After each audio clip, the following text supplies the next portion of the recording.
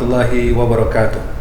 Innal hamdalillah nahmaduhu wa nasta'inuhu wa nastaghfiruh wa na'udzu billahi min syururi anfusina wa min sayyiati a'malina may yahdihillahu fala mudhillalah wa may yudlil falan tajida lahu waliyyan mursyida.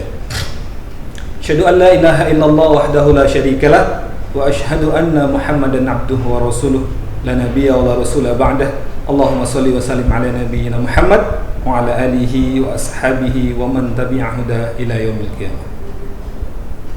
Ananda santri Sekolah Islam Al-Fat, Abi, Umi, dan sahabat Al-Fat dimanapun Anda berada, tidak terasa sudah memasuki hari ke-6 kita di bulan suci Ramadan.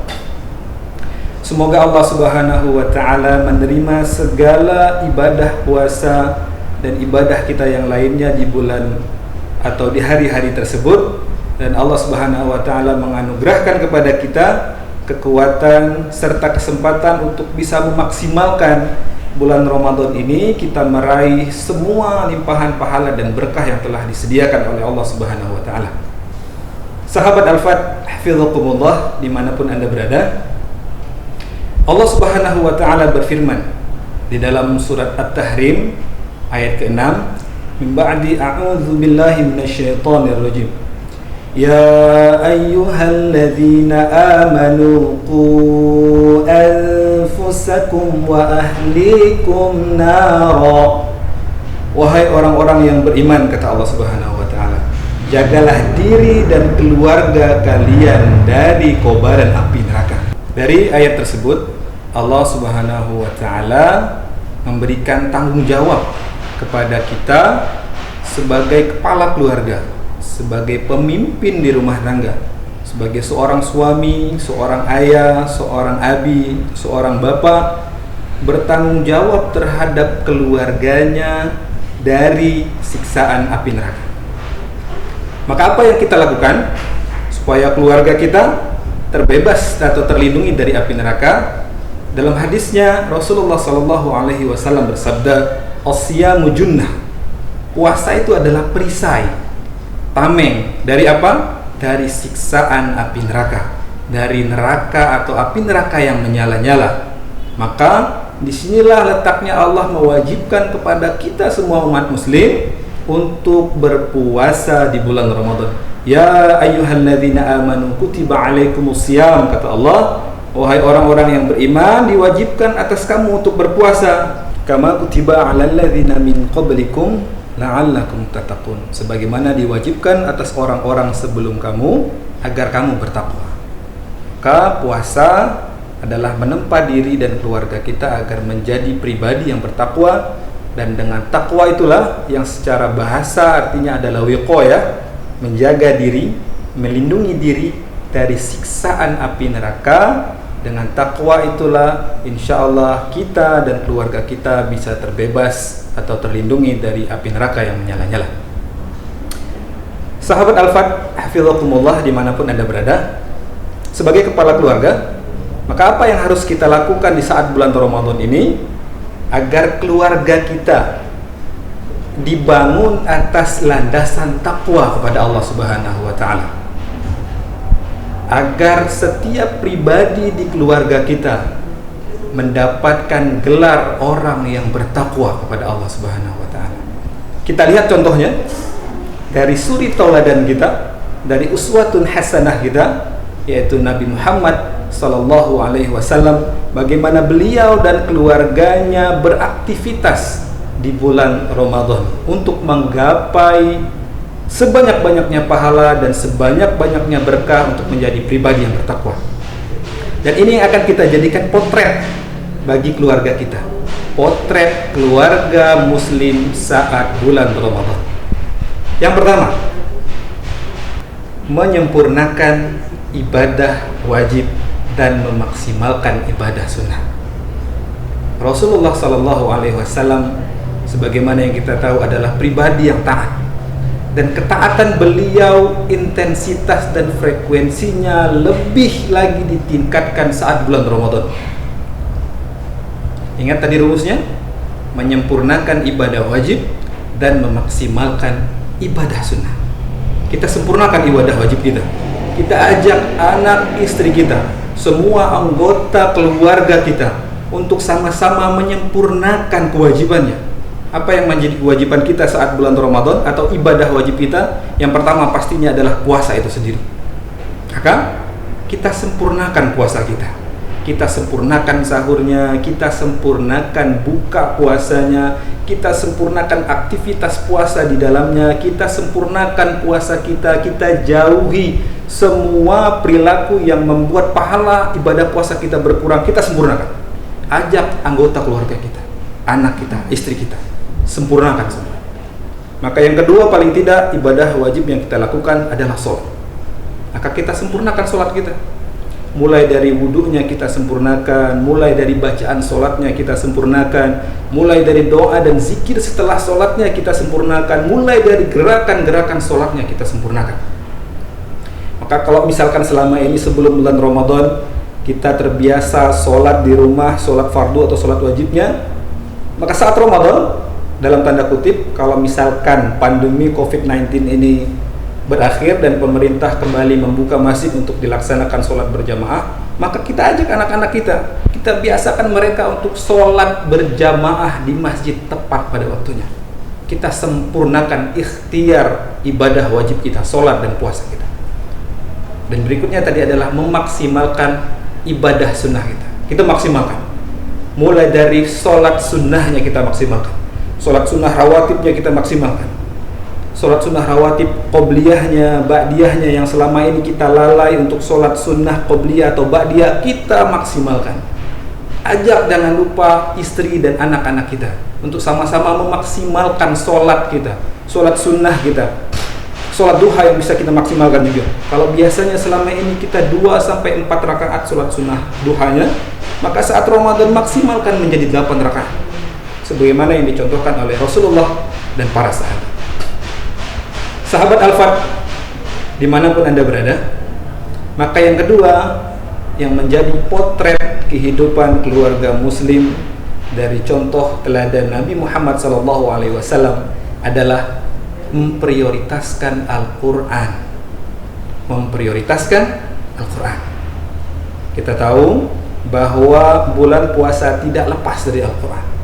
Al-Quran dan puasa tidak bisa dipisahkan. Sampai-sampai Nabi SAW bersabda yang menunjukkan kedekatan Al-Quran dengan puasa, Al-Quran wasyam yashfa'ani lil 'abdi yaumal qiyamah. Kata Rasulullah, Al-Quran dan puasa itu akan menjadi syafaat bagi seorang hamba di hari kiamat. Puasa berkata, wahai Rabb, wahai Allah, aku telah menahannya di siang hari dari makan dan nafsu syahwatnya, maka berikanlah aku kesempatan untuk memberikan syafaat kepadanya. Maka Allah berikan syafaatnya.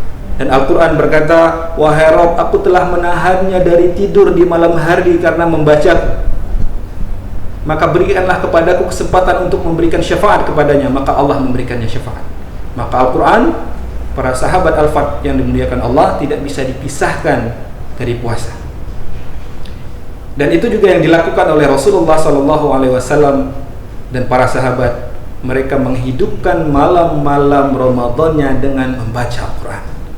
Rasulullah mencontohkan kepada kita, beliau memurojaah bacaan Al-Qurannya. Beliau bertadarus Al-Quran dengan Jibril alaihissalam.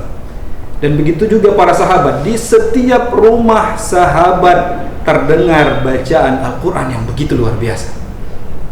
Begitu juga tabi'in yang mengikuti mereka, tabi'in yang mengikuti mereka, generasi setelahnya dari umat ini, bagaimana mereka memprioritaskan waktunya untuk membaca Al-Quran di bulan Ramadan. Kita lihat contoh dari generasi salaf, ulama-ulama kita biasa mengkhatamkan Al-Quran saat Ramadan 10 kali khatam, ada yang 15 kali khatam, ada yang 30 kali khatam, ada yang sampai 60 kali khatam, sebagaimana yang dicontohkan oleh Imam Asy-Syafi'i rahimahullah. Begitulah mereka menghargai waktu di bulan Ramadan dengan membaca Al-Quran dengan penuh semangat. Sahabat Al-Fat yang dimuliakan Allah, dimanapun Anda berada. Yang ketiga, potret kehidupan kita saat bulan Ramadan adalah dengan gemar bersedekah dan infak. Adalah dengan gemar bersedekah dan infak. Lihat pribadi Rasulullah SAW. Beliau adalah orang yang dermawan. Dan di saat bulan Ramadan, kedermawanan beliau meningkat begitu pesat, sampai-sampai beliau disifati dengan angin yang berhembus. Sampai-sampai kedermawanan beliau di saat bulan Ramadan itu disifati dengan angin yang berhembus. Saking luar biasanya kedermawanan beliau. Maka inilah yang juga jadi panutan kita, yang jadi potret kehidupan keluarga kita seharusnya. Bagaimana kita mendidik kita, keluarga kita, anak-anak kita sejak mereka masih dini untuk bisa menyisihkan sebagian dari harta kita untuk kemudian diberikan kepada mereka yang membutuhkan dan yang berhak tentunya. Mari ajarkan kepada anak-anak kita. Mari ajarkan kepada anggota keluarga kita.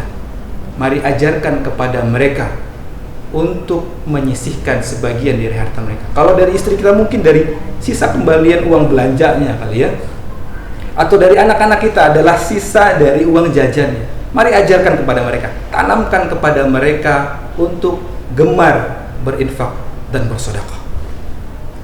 Sahabat Al-Fadl yang dimuliakan Allah, yang keempat yang menjadi potret kehidupan kita saat bulan Ramadan adalah memperbanyak doa dan zikir.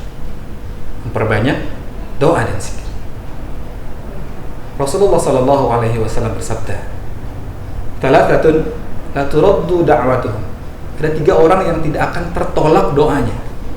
Ada 3 orang yang tidak akan tertolak doanya. Yang pertama al-imamul adil, imam yang adil. Yang kedua adalah as-shaim hatta yuftir atau as-shaim hina yuftir. Yang ketiga adalah ad-da'watul atau da'watul mazlum. 3 orang yang tidak akan tertolak doanya. Yang pertama adalah imam adil. Yang kedua adalah orang puasa sampai berbuka, dan di redaksi atau di riwayat yang lain orang puasa ketika berbuka. Yang ketiga adalah doa orang-orang yang teraniaya.